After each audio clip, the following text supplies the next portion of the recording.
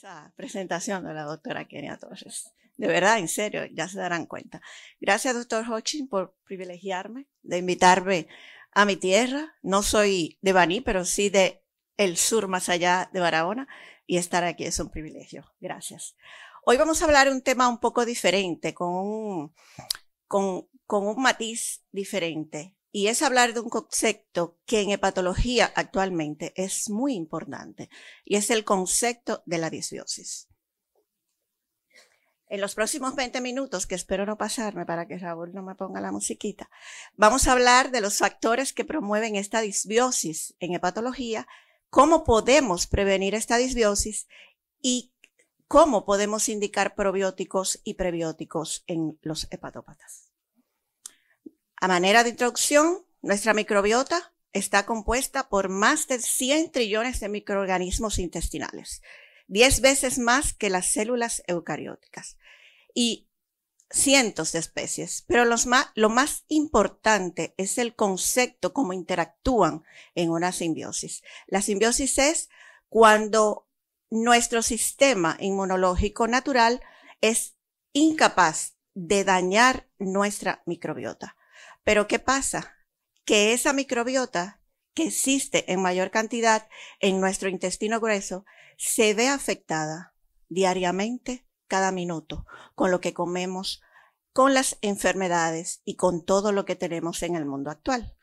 Por eso, cada día vemos que la evidencia científica nos presenta estos dos medicamentos, no medicamentos, sino suplementos. En el caso del prebiótico, que es aquel que se encarga de nutrir el microorganismo, nuestra flora bacteriana normal, nuestra microbiota, mientras que el probiótico es el microorganismo vivo que ingerimos, pero que se nutre con el prebiótico. Y esta flora bacteriana, esa microflora bacteriana natural, interactúa de una manera intensa a través de los axis, de los gut organ axis. Ustedes pueden ver ahí en esa diapositiva con 5 órganos vitales de nuestro organismo, la forma en la que interactúa y de la que más del 60% de las enfermedades se ven afectadas cuando se afecta la microbiota. Pero hoy me voy a enfocar en ese axis, en ese gut liver axis, porque el hígado es un órgano inmunológico. Tiene endotelio, tiene macrófagos, tiene células estelares, tiene células de Kupffer y está intensamente relacionado con esa flora bacteriana a través de nuestro gut liver axis. Ese hígado aporta en una doble vía una interacción importantísima con el intestino. La primera, a través de los ácidos biliares. Y esos ácidos biliares tienen una función antimicrobiana y de moléculas antimicrobianas que estabilizan esa membrana de enterocitos, esa multiplicación y celular, evitando alteración celular importante. Pero de otra forma también interactúa a través de la porta. Cuando todo esto, a través de los sinusoides y a través de la submucosa, llega a intestino, nutrientes, productos microbianos y citoquinas, nuestro hígado se ve intensamente expuesto a bacterias y a productos de las bacterias también, pero está acostumbrado a eso. El problema es que cuando lo hace, cuando ocurre una alteración acá en la microbiota, translocación bacteriana, estimulación de factores negativos que entonces van a llegar al hígado, y el hígado, que está acostumbrado a recibirlo, va a comenzar a reaccionar de una manera intensa. ¿Y qué va a pasar? Que eso va a producir que estas células estelares van a reaccionar y van a comenzar a activar las células de Kupffer y los TOC-like que decía la doctora Kenia Torres. Por eso les digo que iba en coche. Entonces, eso va a producir lipogénesis, y esa lipogénesis va a dañar, va a producir apoptosis de ese hepatocito. ¿Y qué va a pasar con ese paciente que tiene esteatosis? Que va a progresar a cirrosis y tendrá la posibilidad de un cáncer. Por eso es que nuestra microbiota en este gut-liver axis es tan importante que tratemos de mantenerla sana en nuestros pacientes.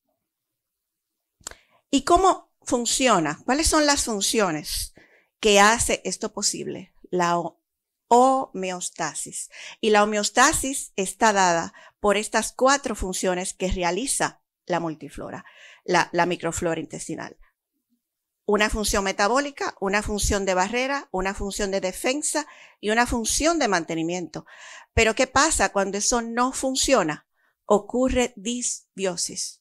Y la disbiosis intestinal es producida por una alteración en la estructura de esa comunidad microbiana intestinal y que se produce por mayor presencia de bacterias patógenas, por pérdida de microorganismos beneficiosos y por pérdida de la diversidad microbiana natural y normal. Y eso conlleva a este estatus: inflamación. Y la doctora lo recalcó muy claro. Inflamación. Esta inflamación es el punto más importante y lo que explica la fisiopatología de las enfermedades hepáticas. Todo empieza con alteración de esa microbiota intestinal. Se altera, aumenta la permeabilidad intestinal, translocación bacteriana, alteraciones inmunológicas, déficit de la fagocitosis y del complemento, con respuesta inflamatoria inadecuada, factor de necrosis tumoral, interleuquinas, óxido nítrico, que es importante que lo aprendamos y que debemos medirlo en el ACLF, en el fallo hepático agudo sobrecónico. Y eso va a producir daño celular hepático con las alteraciones hemodinámicas. Entonces, tenemos un círculo vicioso en ese paciente cirrótico. Y este es un estudio muy bueno del año 2021, un update de probióticos en hepatología, donde la disbiosis está relacionada a sobrecrecimiento bacteriano intestinal, al aumento de la permeabilidad intestinal, a la alteración del sistema inmune local, produciendo translocación de bacterias. Y cuando esta alteración del sistema inmune sistémico se produce, tenemos peritonitis bacteriana espontánea. Cuando tenemos vasodilatación esplácnica secundario a esa hipertensión portal que por el flujo hepatofugal, tenemos secundariamente una hipovolemia efectiva sistémica que cuando baja el flujo cerebral y se altera el metabolismo hepático, tenemos entonces encefalopatía conjuntamente con el aumento del flujo portal, hipertensión portal y encefalopatía hepática. Este año, en el 2023, la última guía de la WGO era del 2017. Les dejo aquí las referencias para que la puedan descargar en español.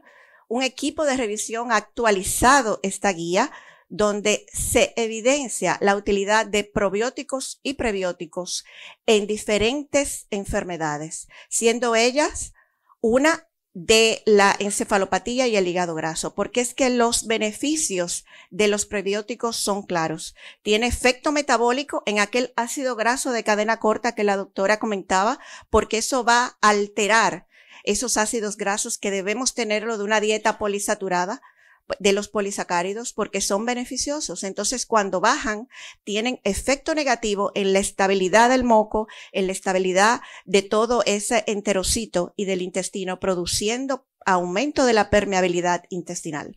De igual manera, mejoran la inmunidad del hospedero, que tiene beneficio positivo.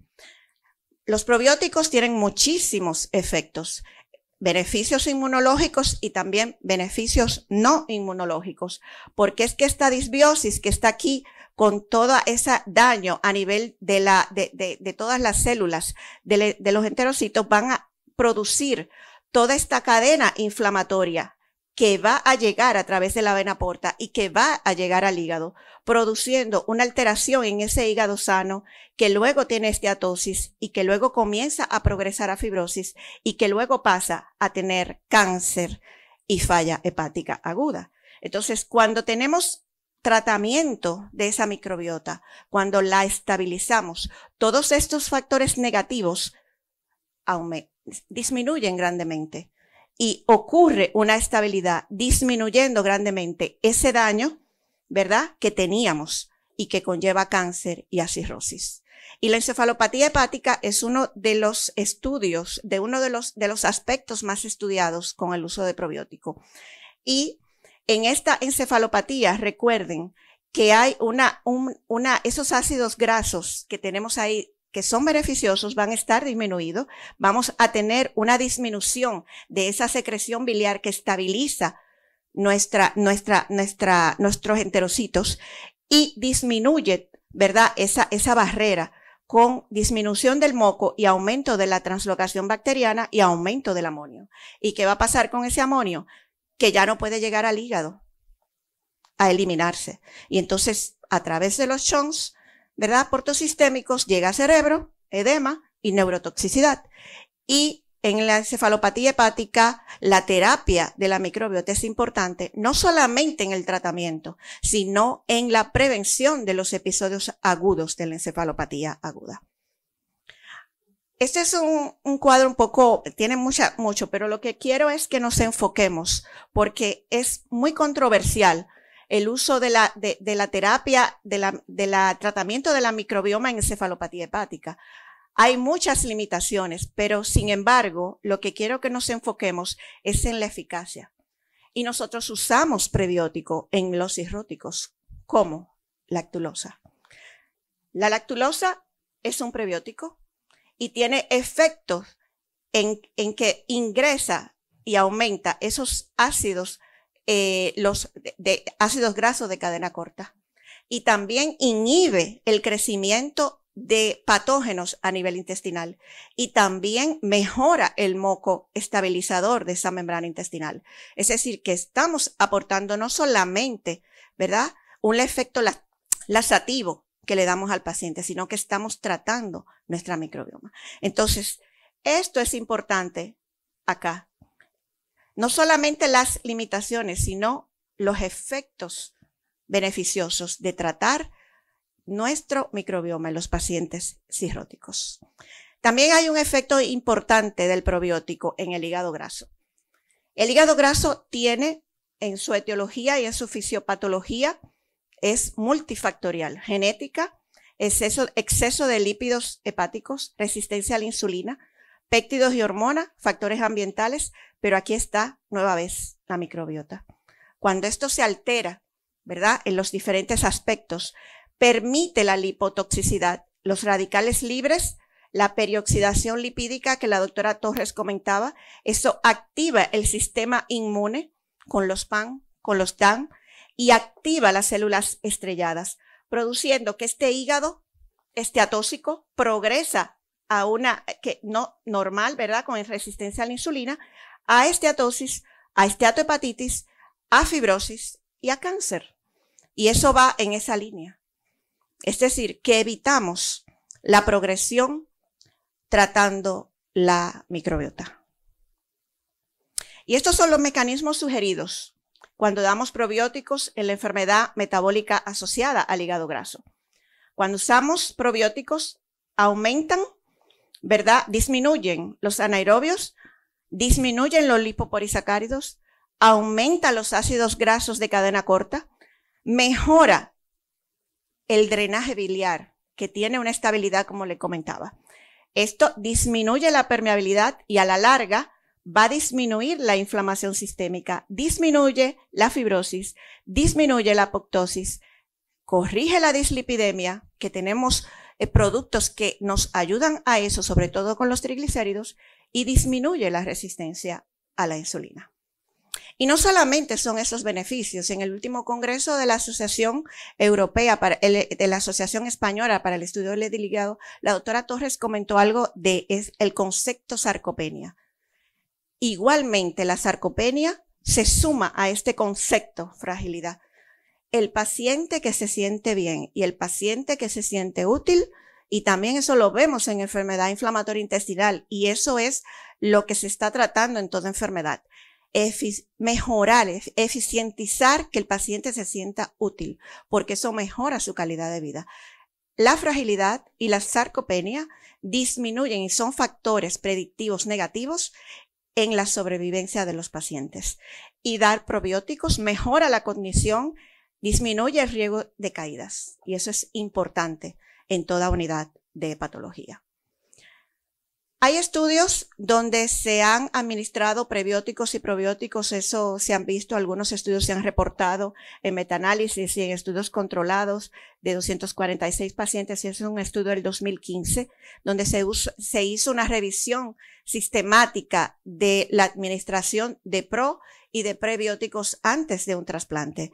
Y esto mejoró considerablemente antes de la cirugía, la tasa de infección posterior, y puede acortar inclusive la estancia hospitalaria, la estancia en UCI y la duración del uso de antibióticos. Realmente todavía eso es controversial. Los intensivistas no les gusta que uno le dé todo eso porque lo ven como un organismo vivo y piensan el paciente se va a infectar más, etcétera, etcétera. Si bien es cierto, se ha asociado en cierta forma alteraciones, sobre todo de la vía biliar, tiene un efecto muy positivo. Y esta es una pregunta que muchos pacientes nos hacen y uno se hace. ¿Cómo lo voy a recomendar? El mejor probiótico es aquel, y la FDA lo dice, es que debe de tener unidades formadoras de colonia de 1 a 100,000. Y el buen consejo que el doctor Alberto Santana, experto en probióticos y prebióticos, siempre nos ha dicho, hay que buscar medicación para nuestra microbiota que tenga más de 4 componentes, nunca 2, porque eso predispone a mayor resistencia.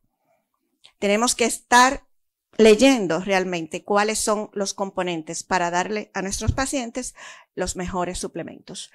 Y en la guía del 2023, ahora de febrero, vemos ahí el uso de los probióticos en la enfermedad de la encefalopatía hepática, con dosis recomendada y los niveles de evidencia que han sido probados con sus referencias. Y vemos que mejora en la profilaxis de la encefalopatía hepática, la reversión de la encefalopatía hepática mínima, y mucho más allá el tratamiento, que también lo aplicamos con la lactulosa. De igual forma, en la enfermedad por hígado graso, la cepa de probióticos, ustedes ven ahí que no es 1 ni 2, son 4, 6. Las dosis, los componentes en sus dosis, con niveles de evidencia adecuados, mejora las transaminasas, mejora el índice HOMA, mejora los niveles de fibrosis en la elastografía. Y esos son factores importantes porque disminuye la progresión de fibrosis que está asociada a falla hepática aguda. Y este concepto, como dijo la doctora Kenia, de enfermedad por hígado graso no alcohólico, aprovecho el escenario para poder hablar 2 cositas al respecto, donde ahora vamos a tener este MUSCLE. Y esta es la nueva nomenclatura a partir de la semana pasada presentada en el Congreso Europeo del ESL. La nueva que ahora va a ser es el D, con el MUSCLE aquí. Y esto es porque hay una palabra muy común ahora, inclusión. Antes teníamos que excluir si el paciente tomaba alcohol o no tomaba alcohol. Y eso hacía que se perdieran pacientes. Vivimos en un mundo muy homogéneo, en un mundo muy heterogéneo, ya nada es completamente una sola cosa. Hay pacientes que toman alcohol, que tienen grasa, que pueden tener una enfermedad autoinmune, que pueden tener un virus, y todo el mundo toma alcohol. Y ustedes lo saben, sobre todo a partir de la pandemia, el aumento de la ingesta de alcohol aumentó de una manera considerable. Y desde el año 2020 se ha venido trabajando esta nueva nomenclatura. Y como ustedes pueden ver ahí, apoyada por las 3 principales entidades que estudian el hígado. Y nosotros estamos aquí. Nuestra Sociedad Dominicana de Gastroenterología participó en este Delphi Consensus Statement donde a partir de ahora ese será el nuevo concepto que debemos estudiar en la enfermedad hepática, ¿verdad? Por grasa. Como conclusión, ustedes han visto lo importante que es la disbiosis y la enfermedad hepática. Los probióticos tienen una capacidad para modular la flora intestinal, disminuir esa permeabilidad intestinal que altera y que induce inflamación hepática y que controla la respuesta inmunológica y la respuesta inflamatoria a la que el paciente se expone en la enfermedad hepática con ese axis, con esa interacción de doble vía que tiene el hígado con nuestro intestino. Muchas gracias por la invitación. Y en Oklahoma han hecho estudios que, aunque han sido en ratas, han dado suplementos en aquellas ratas que exponen a una dieta alta en grasa. Le han dado suplementos, adivinen con qué, con el mango. Y se ha disminuido el índice de complicaciones con suplementos con el mango. Así que vamos a comer mango para que ese gut liver axis se mantenga óptimo. Muchas gracias.